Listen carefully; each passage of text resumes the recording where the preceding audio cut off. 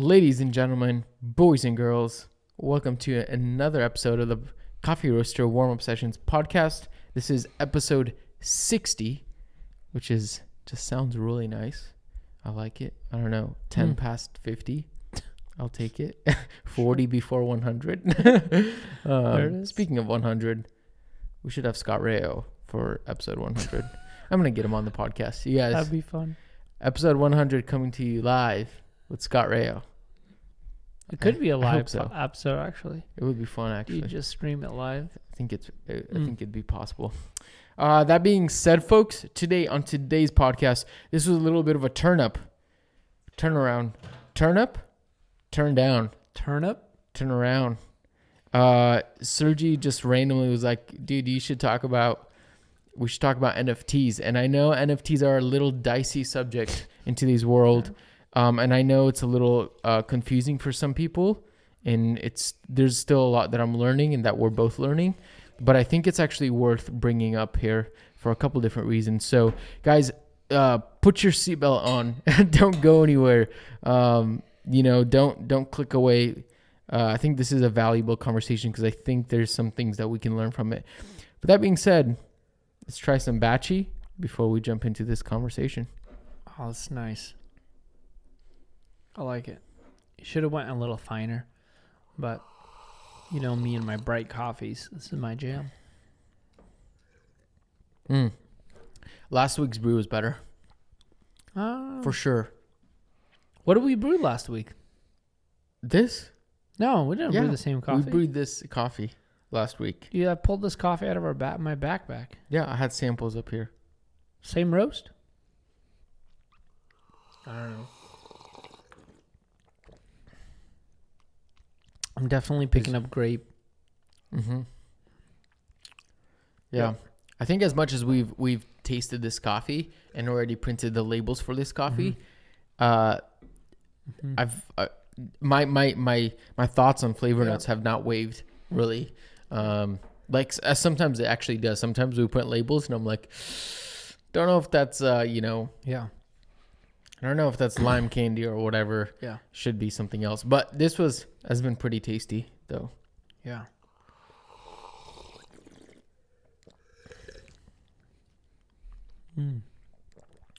Yeah, this could get a little more extraction. Mm-hmm. I'm not going to say it's sour. No, it's not sour. It's very soft mouth feel. Mm-hmm. Yeah, it's good. I for sure. I think it can go finer. I think that some of the sweetness is missing that we usually get. Like on the last podcast, I was getting a lot of it. Yeah. Like when you asked me what I was picking up, the la leche that I got on the last podcast, which is like condensed milk. Hard. I'm not getting as much of it now. Yeah. It's also over a month off a roast or something, so it's a little dated. But folks, to all you listening this weekend when this podcast episode airs, which I believe hopefully is Saturday. Mm-hmm. What date is it? Saturday, the 6th, the 7th. Saturday, May 7th. We're going to be releasing this beautiful, tasty coffee that we've withheld from dropping. So this is exciting to just release it out into the wild. We don't really have very much of it, to be honest. So it's kind of a not very limited run, but kind of. I guess it depends on how you see it, how limited. But that being said, it's a very tasty coffee. It's a coffee that we cupped on the table, and we cupped it alongside of our current Elias and Shady Bader coffee, and which is tasty. It's a great coffee. It's a great just flavor profile, really nice. But when you and I both cupped multiple coffees on the same cupping table, tell us a little bit more, like what was that first experience with this coffee? Yeah. In our basically sample roast, this coffee stood out for one reason. It was quote unquote cleaner than the other coffees. But it was still the heavy like body of a natural, and it's just like kind of a bigger, thicker coffee on the mouthfeel as well. But it also had the acidity of what I absolutely love, the bourbon acidity that just is juicy is not the right word. It's different kind of juicy. It's not necessarily Kenyan juicy. Yeah, it's not. No. It's not. It's more of like a syrupy juicy, like this thick, or like a syrupy acidity, like this thick acidity. It's soft. It just coats your mouth really, really well. It's a different version of acidity than you're used to maybe tasting from a Ethiopian or like a Kenyan coffee. Yeah. But I really enjoy the bourbon varietal. That's been like one of my big ones that I'm always looking out for. So the coffee automatically stood out for that. It's for that roundness of it. That was absolutely excellent. The varietal plays a massive difference. Yeah. And to give some perspective, this is really the same coffee as the Elias and Shady Beta coffee that we have right now. It's from the same farm. It's a Virgil coffee. It's just a different, slightly, I think it might have been processed slightly differently, maybe not. They're both anaerobic naturals, but the flavor profile is significantly different. Yeah. And that just goes to show you can use the same processing, have a different varietal, and it's going to be a completely different coffee. Yeah. So really, if you enjoyed the Elias and Shady coffee that we have right now, the Virgil, if you liked it, I'd highly recommend you pick up a bag of this new Marta Ruby, which Marta Ruby is their mother of Elias and Shady Bader. So they own the farm together. And so if you liked it, pick this up because it's just as tasty. In my opinion, it's more tasty. And mostly because I'm also a fan of the bourbon varietal. To be honest, at this point, I'm like, I just want only a bourbon varietal coffee lineup. Like, you're getting a coffee from here, it's going to be a bourbon. Yeah. Like, totally. It's just so iconic. And even now in recent, like, we've been cupping a lot of samples over the last 3 weeks because there's some new coffees on the way. However, when we cup them, we're like, oh, yeah, that's a bourbon. Yep. And we cup them blind, of course. Yeah. It's just that iconic. And it's a flavor profile that I love. I enjoy. Yeah. You like it as well. And I think it's really good. Yeah, I'm pretty stoked. I think where you and I kind of find different elements or nuances in the coffee is like you keep saying it tastes like sweetened condensed milk, or you even pulled stuff out like yogurt. When you pop it open, it has this kind of a milky, lactic, like yogurt-like fermentation on it. Yeah. And I think that has to do a little bit with the processing of that bourbon varietal. Paired with a bourbon. Yeah. And then the other like elements that I've been tasting is almost like a vanilla chocolate, white chocolate, but white milky chocolate. I'm talking about if you get almost like the Hershey's cookies and cream chocolate bar, the white chocolate bar. It's kind of what it reminds me of. Yeah. So. And it's not, and this is going to be weird. Like, and we run into this all the time when we're putting tasting notes on the back. Sometimes we're like, oh, that's milk chocolate. And so is that. Yeah. But they're very different milk chocolates, which is so weird. I don't know how to put it into words. Yeah. And what I will say is if you've had a chocolate from like a washed Guatemalan or a washed Colombian or whatever, this isn't the same milk chocolate. No. It's weird to put it, and I think it's because there's some processing going on there that makes it a little different. But wow. Do you have the bag on you by any chance? What were the flavor notes that we put on there? We put what do we put? Milk chocolate, grape. No, we put white chocolate. White chocolate, grape, and hold tight, folks. Berry.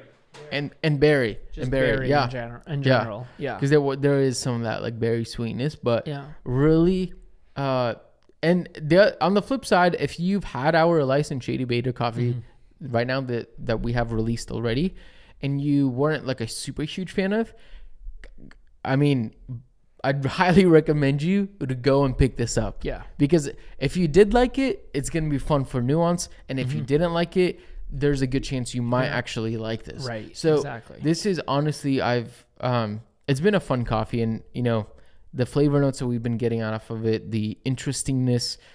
It was our first pick on the table. Sometimes I'm picking up crazy stuff like Oreos off of it that I keep getting. So it's just such an interesting coffee. Yeah. So it's live now, and I just realized that we have not named the coffee. It's by the producer Marta Ruby, which is Elias and Shady Bader's mother. From the El Virgil farm, it's a Colombia, Tolima, anaerobic natural processed Bourbon varietal. All the good stuff. Yep. There it is, folks. Live on the website. Go ahead and give that a whirl, give that a taste, and I think we haven't plugged. You know what else? These nice lids. The hats. There it is. The hats. Yeah. Go ahead and snag a lid. You know, who needs sponsors when you can just purchase things from the website and keep us going? Friends, right? It's like, you know, maybe someday we'll have a Patreon. Who knows? There's a good chance maybe we'll have something similar, like NFTs, which actually will play a part in the conversation, because I think those two things can merge. But we don't have either of those. So just pick up a hat. It'll keep your head noggin warm, keep your noggin looking trendy. That's a good one. And it'll make your noggin look clean. And honestly, my favorite thing about wearing a hat is that when my hair looks horrible, you just slap one of these puppies on. Like today, I woke up about an hour before one of my meetings and rushed out the door, so I just slapped this guy on, and I look good. So, how can it get any better when your hat says ROR? Just a gentle reminder. Just keep roasting according to ROR. For all you roasters, remember, ROR is king right there. There you go. Beautiful. Wow. Love to see it. All right. Well, I think one of the things is I've been following your journey around NFTs.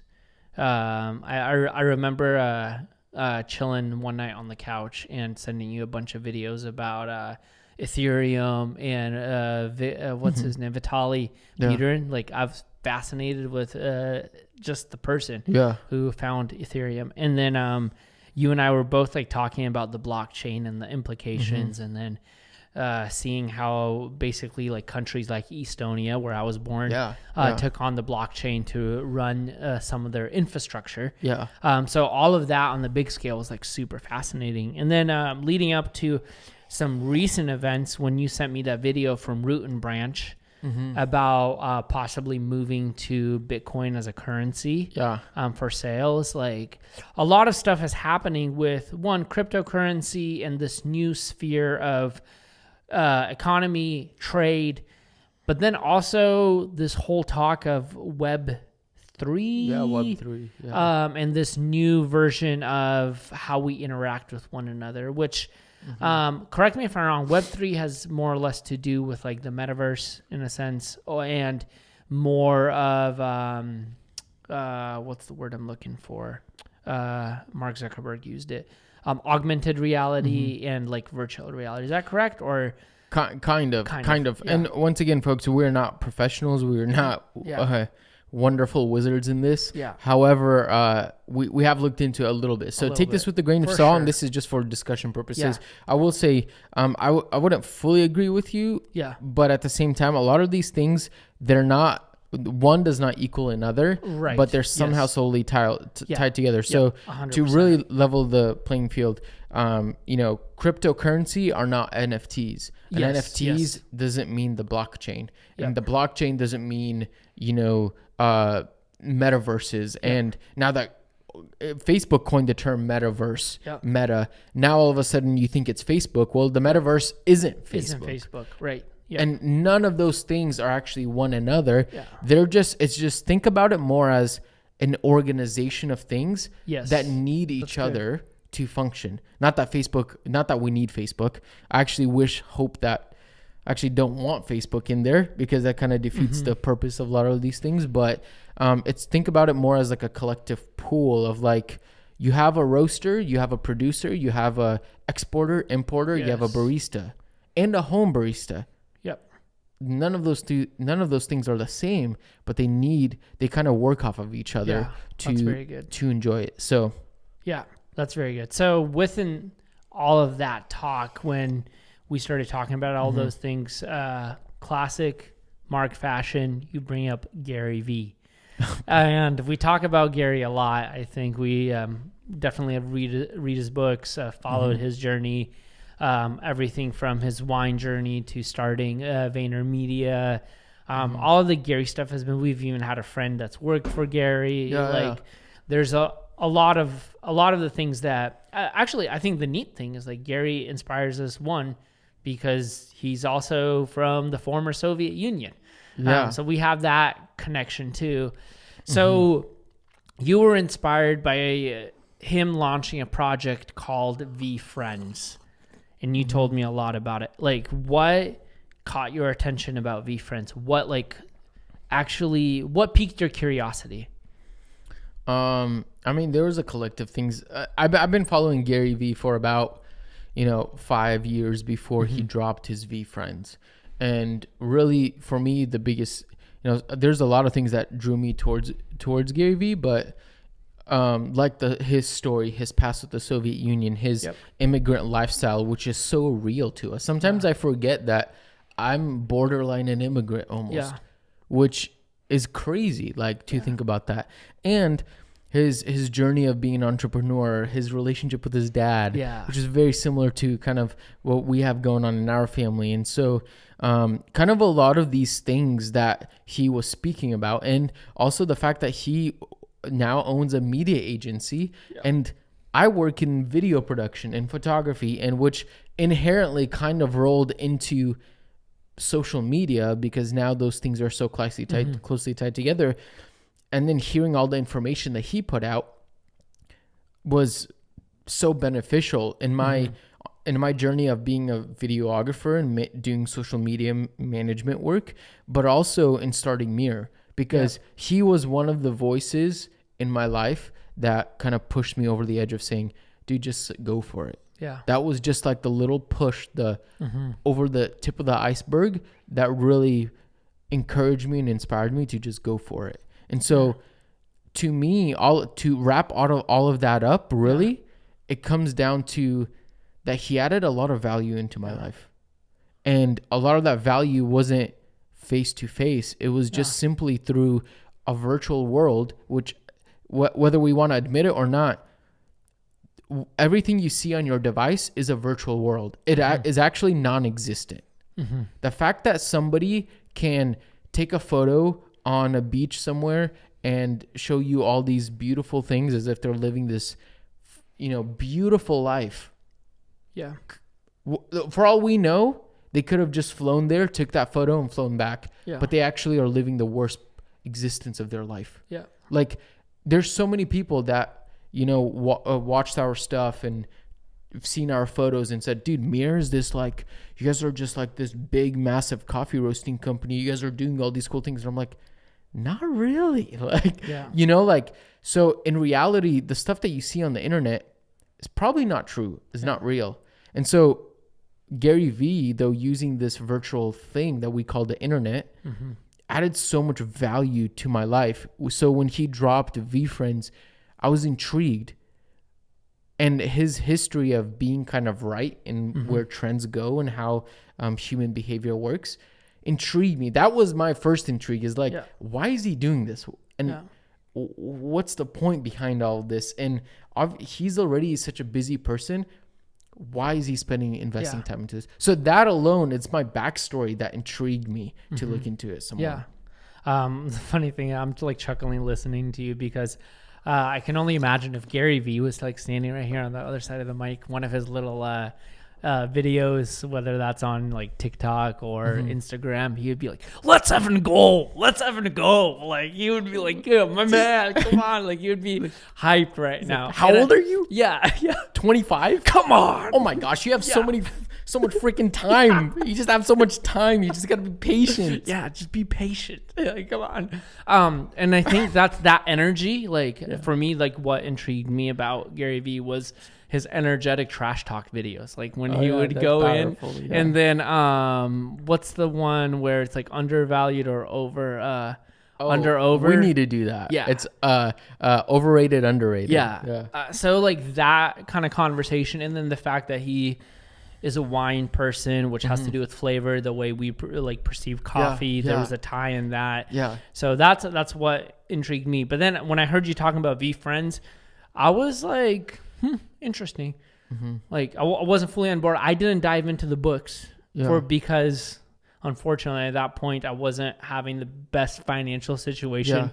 I needed to spend my money wisely. I had no room for investments, and it wasn't that much. It was like I don't know, $300-$400, you know what I mean? Yeah. And I kind of passed on an investment and then cashed out, made some money on all of my investments and lived off of that for a little while.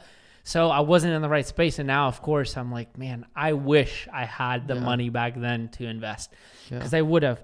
What intrigues me is the fact that it is kind of like weird. It's hand-drawn little animals, symbols. Everybody makes fun of him. It's ugly. Yeah, it's hilarious. But like you and I talk about it a lot, like Wonderful Wizard, like, you know what I mean? Like Patient Pig. Like my favorite one is the fox. Dang it, with the cafe scene. A flexing fox. He's just hovering right there in the cafe scene. But there's so many different elements of, like, it's basically like a string of collectibles. Is that correct? Or what else is tied behind? Because it's not just buying a JPEG. There's more to it, right? Yes. Oh man, that's such a loaded question. But I want to go back to what you said about, like, man, you weren't in a financial place to invest into it because, well, life, you know, you have other things to take care of. And I just want to preface this by saying, like, there are a lot of scams out there. Oh, that's good. NFTs, the whole space, because it's so young and new, and there's a bunch of wild rascals running around in that space, and, you know, just rascals. Yeah. That's what they are. You know, hackers, people who are going to scam somebody else. There's a lot of that, you guys. It's not a perfect space, but I think that soon enough it's going to get ironed out. Yeah. Like, since when did you stop using the internet because you got hacked? Like, recently, you know, Watson Counter, the Instagram just got hacked, you know, and I'm like, well, that didn't stop me from using it. Right. So I think over time it's going to get ironed out. But yeah, there's a lot of bad things that happen. People lose money, people win money. But really, I want to get past this idea of like, this is all about just making a quick buck flip. People are like, oh my gosh, I'm making millions on NFTs. That's not the point. I think a lot of people are missing the big picture to it all. And it's actually leading them to making problems in their life. Yeah. And you're right. If you can't afford to invest into it, because right now it's a little pricey, really, don't do it, because it's just not smart. But what you can do is educate yourself. Look into it. Look a little more into it beyond the news headlines, the New York Post or the New York Times, whatever. Go and do some research. What's the infrastructure behind it? What's the systems around it that make it what it is? And I think that's more valuable. But, you know, to get that out of the way, also, you asked about what you asked about the value.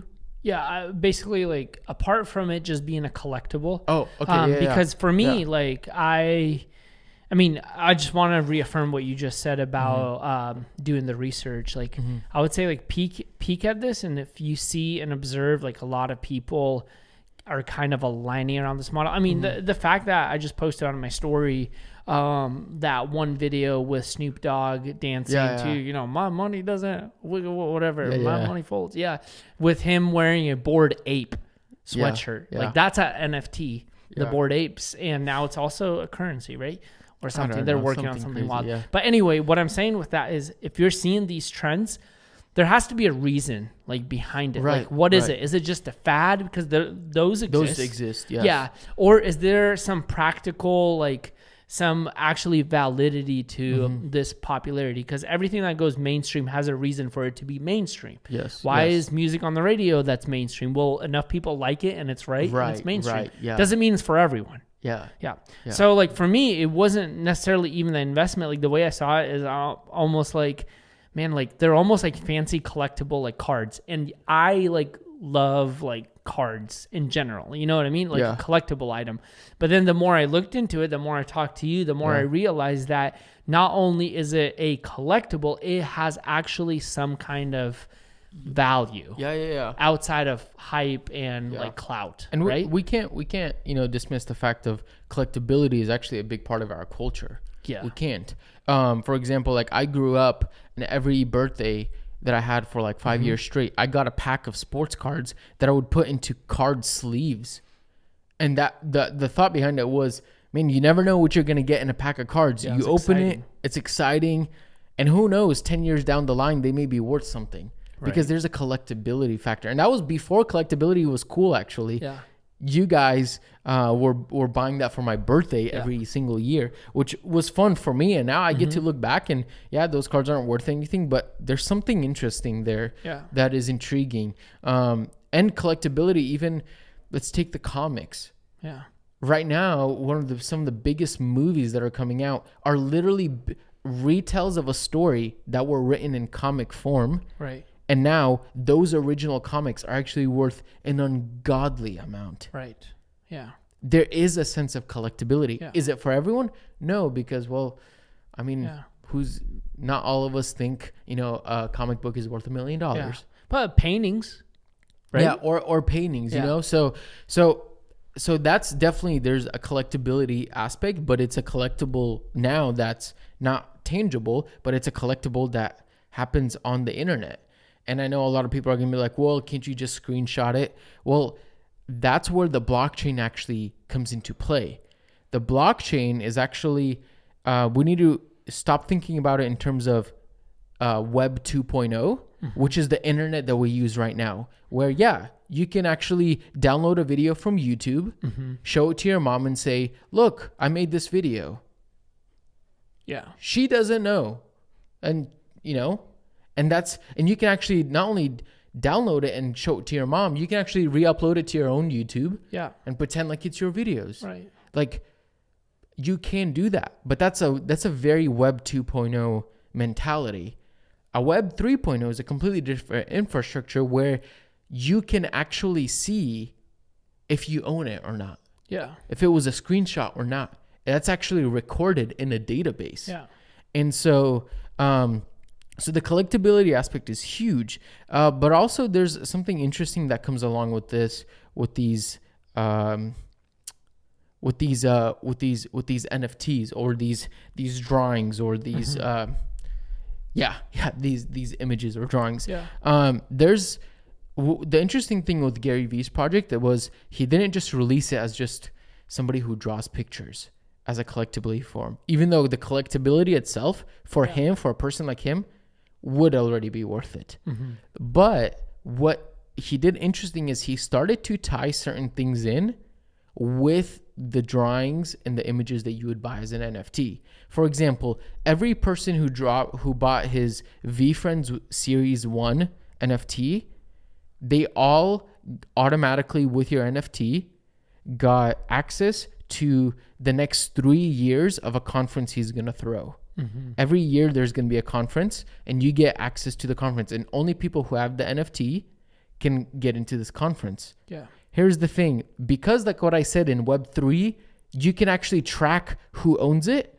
Well, you'll get to the door admission and they'll be able to say, hey, do you have the NFT or not? Yeah. It's going to be very easily, are you going to be able to tell? Right. So that's the cool thing though. He took this thing where you can track who has it, and then he added a value with it and said, hey, now you get these perks of you can go to the conference. Yep. And the conference right now, just if you bought the NFT back when it first dropped, to go to that conference 3 years in a row is already worth it. Right. For example, like this VCon, which is happening actually in like 2 weeks or something, 10 days. Snoop Dogg's going to be there. Pharrell Williams, right? Yeah. Pharrell is going to be there. Like his guest list is massive, and it's some of the most popular, biggest artists. I just bought tickets to an Odessa concert that cost me $75. Yeah. You're going to get all day, 3 days straight for 3 years straight. Right. So that alone, there's something there. There's something value. But then, even on top of that, he had a couple different NFTs that added even more value. Not only do you get to go to the VCon, but you get to have, 5 FaceTime sessions with him individually and ask him any questions. There's actually an NFT where you can actually go fishing with him. Oh, that's dope. I'd take that one. Where you can go, we would take that, or you can go like wine tasting with him. Yeah. So when you attach that to an NFT, it begins to look a little different than just a collectible, than just an image. Yeah. You can see it more as like, it's actually like a pass. Yeah. So there's two different sets of value being presented in an NFT. The collectible aspect of it, that's what I'm hearing. Yes. Like that's a big deal. That's a very Yeah. big deal. We can't discount that. But then there's also a practical the utility. value, the That's what they call utility. it. Okay, The there you go. utility. The utility of the NFT. That, if we just kind of boil down NFTs just to those two elements, for me, that's very inspiring. Like that piques my curiosity. Yeah. Because now we take that concept, take that model of like VEEFriends, and try to take that perspective into like the coffee industry and what we do as coffee professionals, but mainly like for us as Mir, how we can utilize those ideas to incorporate into our business model that is going to go into this arena of Web3. Like, so what would that look like? There are coffee NFTs. We saw those. They weren't a big hit. Yeah. But someone went for it. You know what I mean? Yeah. But what are some implications that you would see? Like, okay, how do you translate VEEFriends into like, I don't know, Mirror Friends? Yeah, Mirror Friends. It's great. I think honestly, the biggest thing is how do we, whether it's business, whatever, whether that's business, whether you're a barista at the cafe, whether you're a roaster, whether you're an importer, export, whatever you do, whether you're a producer, you should always be thinking about how can I serve the people that want what I have to offer. If that is not the foundational point, then we're missing it all. If your motive is simply to make a quick buck, to make money off of somebody, to exploit somebody, to do something, we can't have this conversation. Yeah. And for Mir, I know like we've always been from the beginning, reflect what's good. How do we reflect good things to the people, to other people around us in our communities and even abroad? How do we reflect good things so that their lives are a little better? And whether that's sustainable, sourcing practices and building relationships, or we make your life better by dropping the Mar to Ruby coffee and you have something tasty this morning. Yeah. Which actually does make your life better. Right. It makes it a little bit more enjoyable. Yeah. And so when we think about, when I'm thinking about NFTs for Mir, my thought is, how do I add value to people's lives, not just as like a collectible piece, like a Mir signature collectible piece, but how do we add value in a utility function as well that is intriguing for people? And for you to understand, for those of you are listening, think about like, do you have a Patreon to Lance Hendricks Patreon?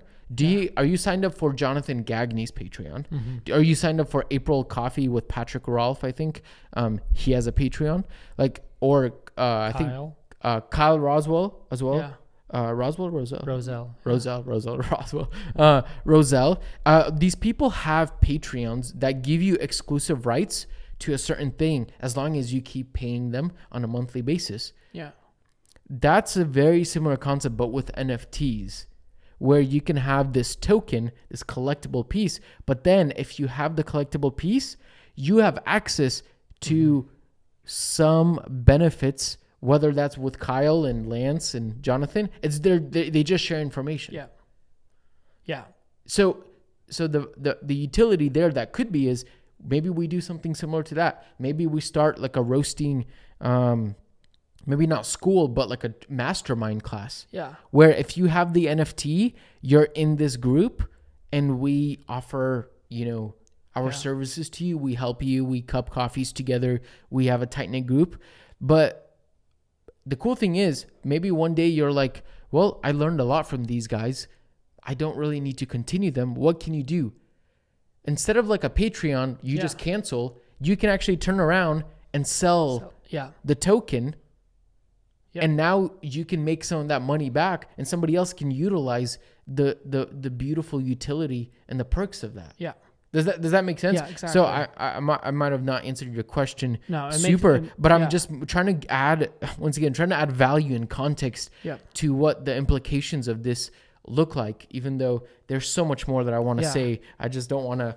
We'll have another episode of this later. I mean, for example, my thought is on the episode where Micah and I were talking, he mentioned very specifically, It's like the coffee that really touched him was the 2020 crop of Jorge Mendes. Yes. Imagine if there was a coffee dropped exclusively to NFT holders to experience this limited crop.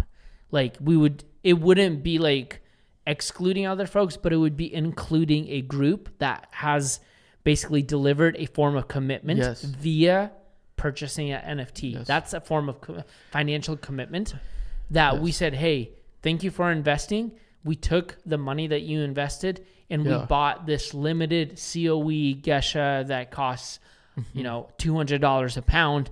And now you get to partake of that investment on a very practical level.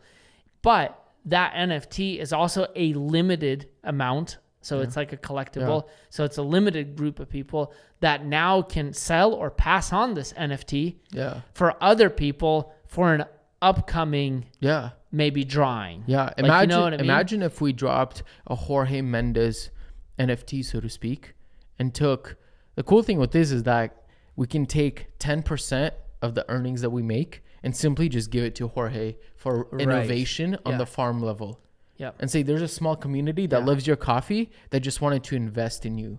Yep. But also in return, we keep sourcing coffee from him. Yeah. We roast it to what we think is the most dialed, which people are enjoying. Yeah. And then imagine now we get to pass this coffee on to somebody else for them to enjoy it at home. But now because you have a token, think about it like on Instagram. You go on somebody's feed. Mm-hmm. I mean, think about like you go on Kyle Rosel's feed or Chris's feed and you see, oh man, they have a rocket, they have a Slayer, all these things. But imagine you go on there, a feed of some sort, and you're like, oh, this guy's part of the Jorge Mendes NFT community. Yeah. And imagine every year from there on, you get shipped coffee, the freshest exclusive drop before everybody else does. And you actually also are fostering community. Yeah. So it's like now you have a thing that you can enjoy, a drink, you invested into the farm level, but also guess what?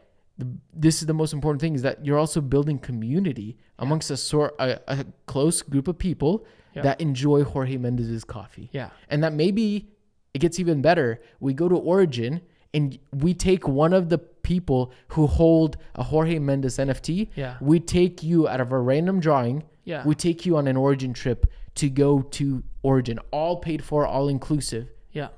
And then for the other VEEFriends, the other holders, we get to have Jorge jump on a FaceTime call with all of them. Yeah. Like, I hope some of you are starting to think about like, oh, this is actually really powerful. Yeah. And imagine if you could do that every single year because you have a token that gives you access to it. And then when you got sick of Jorge Mendes's coffee, I don't know why you would. Yeah. You turn around, you sell it to Billy Joe Bob, who gets a chance at going to the next Origin trip. Yeah. Yeah. So to a degree, what I hear you saying is, one, this may not be for everyone because the level of commitment may not be appealing to someone who just wants to sip on a Jorge Mendes coffee in the morning for a month and that's it.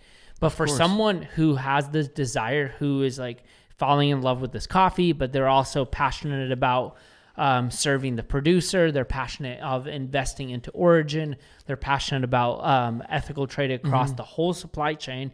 They're like, I want to take that passion and put my money where my passion is and invest to connect closer to the producer. So a project like this not only is beneficial for one, just like Mir as a whole, it's beneficial for the whole supply chain, and actually it's beneficial to get the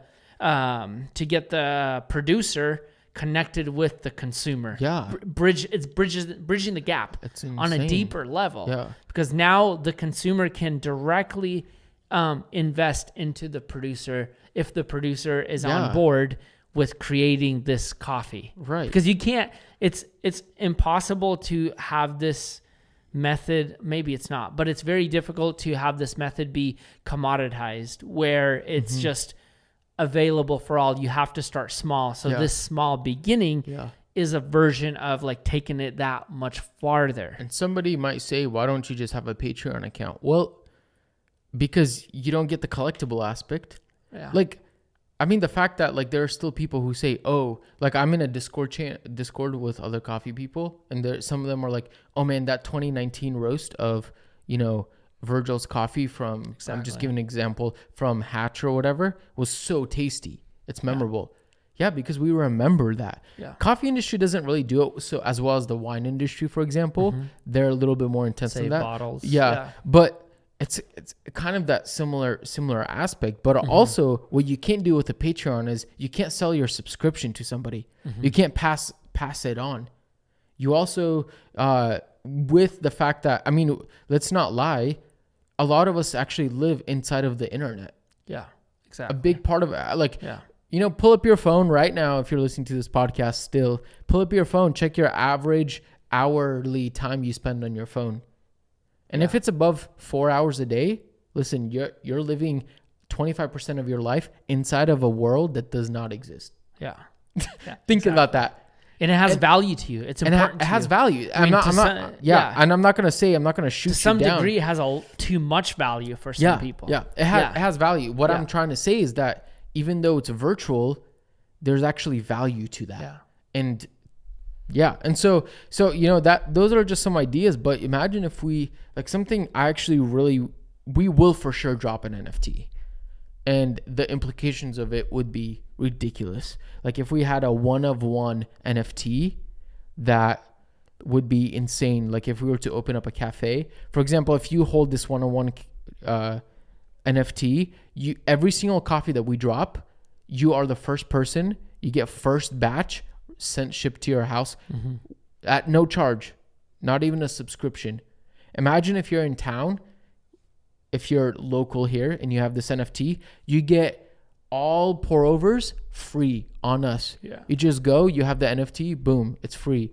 And then once a year, you get to go in on an all-inclusive origin trip with us to the farm of your desire.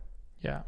And the cool thing with like NFTs is that they're correlated with smart contracts, which is a whole different conversation.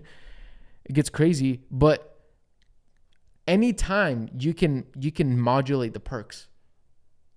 Yeah, totally. You can one day just wake up and say, cool, the person who owns that one-of-one NFT gets 10% of Mir.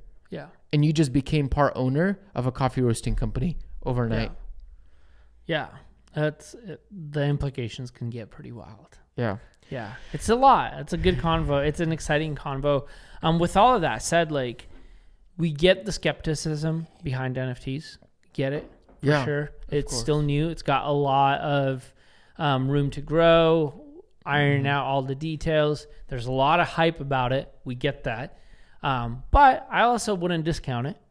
Yeah. Start learning. Like Gary says, like what does he say? Like take like 8 months to study something, like 8 hours a day. Or something like that. Homework, do your homework on it.